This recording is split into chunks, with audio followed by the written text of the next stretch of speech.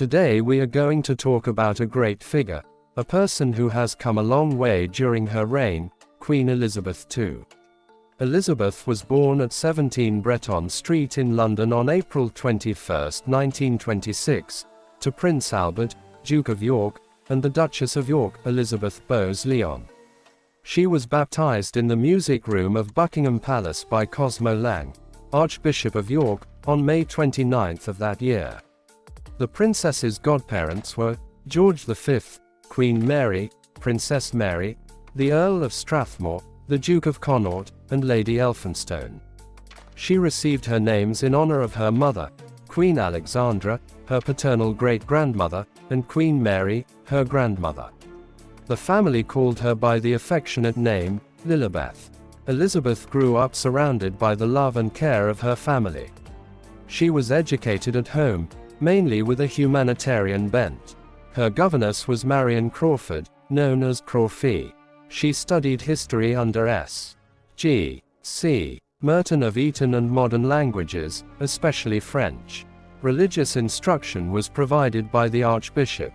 King Edward VIII abdicated, and Elizabeth's father became king, taking the name of George VI. In this way, Princess Elizabeth became the heir by presumption.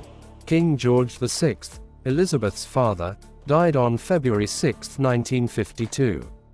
Elizabeth, who was on vacation in Kenya with her husband at the time, was proclaimed Queen of Great Britain.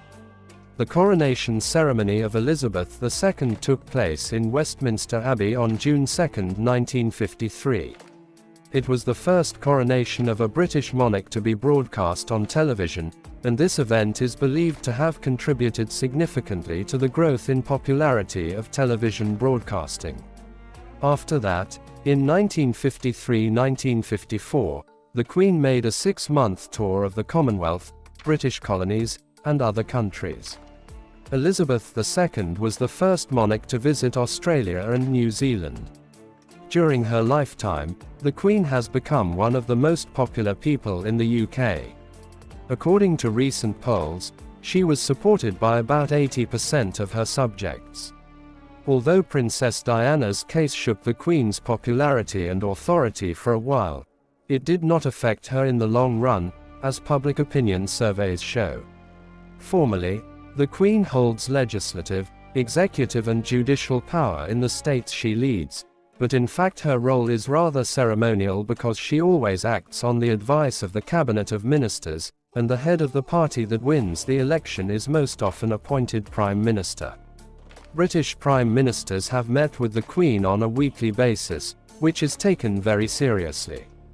One Prime Minister even said that he prepares for meetings with the Queen more seriously than for parliamentary meetings because the Queen is knowledgeable about most issues. In addition, the Queen has regular meetings with other ministers and Prime Ministers of the Commonwealth countries when they are in Viposta. Elizabeth II is the head of a number of knighthoods in the UK and the Commonwealth, social and other countries, and even has military ranks, numerous honorary titles, and academic degrees. In addition, she is a recipient of various domestic British awards, as well as a number of different foreign awards. Queen Elizabeth II died on September 8, 2022, at the age of 96.